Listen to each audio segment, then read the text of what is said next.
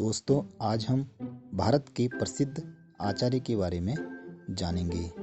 हमारे देश भारत में ऐसी महान विभूतियों ने जन्म लिया है जिन्होंने अपने ज्ञान के बल पर अपना नाम इतिहास में अमर कर दिया। इनमें से महान व्यक्ति हैं आचार्य चाणक्य, जो एक महान अध्यापक, दार्शनिक, राजनीतिज्ञ हैं जिनका नाम आज भी बड़े आदर एवं सम्मान के साथ लिया जाता है। इनकी राजनीति के किस्से तो भारत में ही नहीं अपितु संसार में जाने जाते हैं। इन्हें विष्णुगुप्त और कौटिल्य के नाम से भी जाना जाता है। चाहे वह आज का आधुनिक समय हो या बीता हुआ कल, सभी व्यक्ति आज भी अपने कार्य की शुरुआत के लिए आचार्य चाणक्य द्वारा बताई गई बातों को याद करके जीवन में आगे बढ़ना चाहते हैं। दोस्तों, आज हम आचार्य चाणक्य के जीवन के बारे में जानेंगे। इन्होंने किस प्रकार नंदवंश का नाश किया और मौर्यवंश की स्थापना की। इस कहानी की शुरुआत 371 ईस्वी पूर्व से हुई, जब चाणक्य का जन्म चनका नामक गांव में हुआ था। यह गांव उस समय गोला रीजन के अधीन था। चाणक्य बचपन से ही कुशाग्र बुद्धि के थे, जिसके कारण इनके पिता ने इन्हें तक्षशिला के प्रसिद्ध विद्यालय में दाखिला करा दिया। यह है हमारे देश भारत का प्रसिद्ध तक्षशिला विद्यालय। वहां पर इन्होंने कई वर्षों तक अध्ययन किया। तक्षशिला विद्यालय में इन्होंने अर्थशास्त्र की शिक्षा और वेदों की शिक्षा प्राप्त की। इसके बाद अपनी पढ़ाई पूरी करके वे उसी विद्यालय में अध्यापक के पद पर कार्य करने लगे।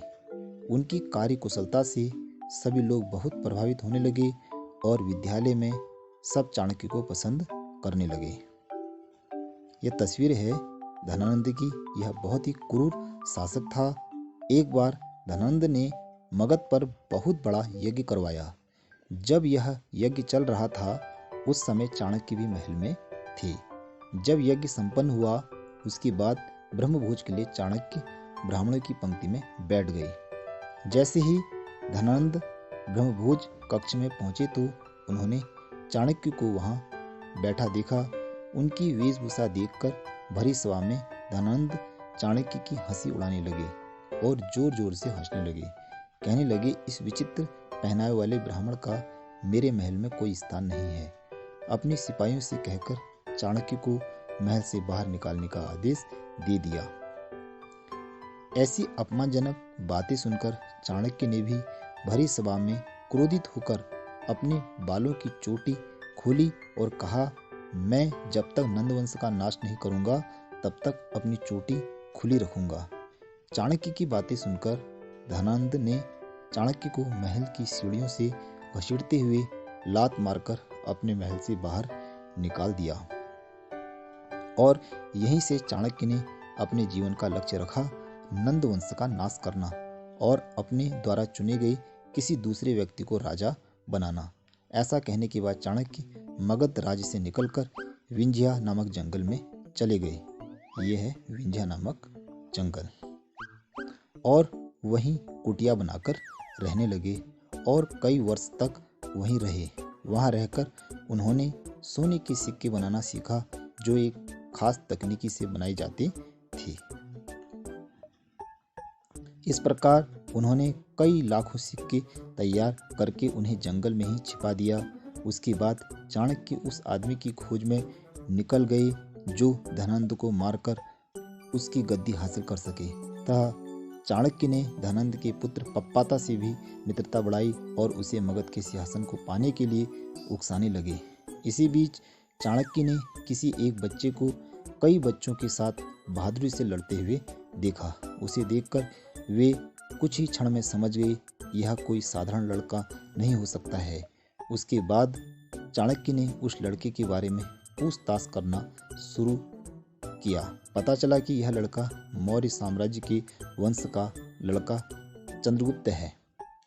इनके पिता की हत्या किसी राजसी लालच के कारण धनानंद ने की थी और चंद्रगुप्त को भी राज्य की सीमा से बाहर निकाल दिया था।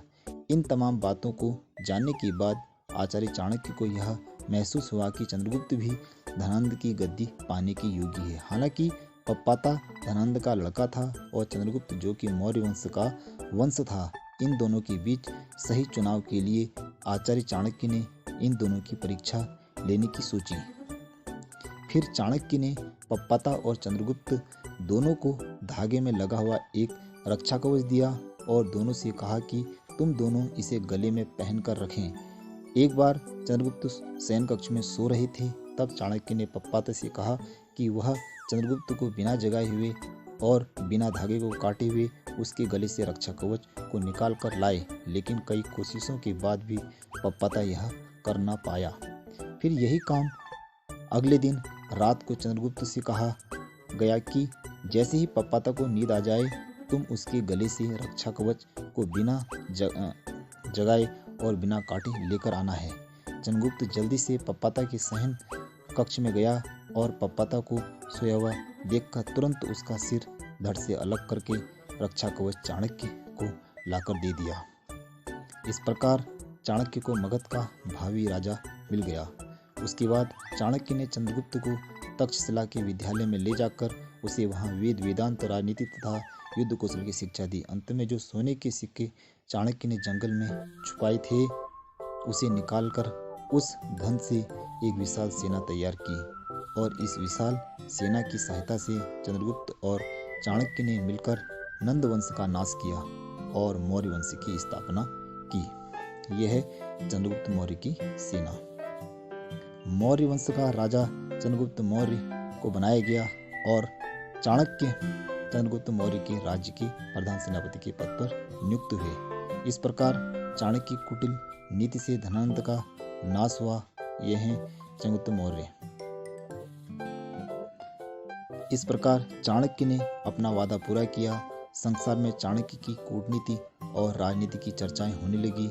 इसी प्रकार चाणक्य ने अपने आप को सफल राजनीतिज्ञ बनाकर संसार के सामने उदाहरण प्रस्तुत किया। दोस्तों, यदि आपको मेरी वीडियो सही लगी हो तो प्लीज़ लाइक करें, सब्सक्राइब करें, शेयर करें।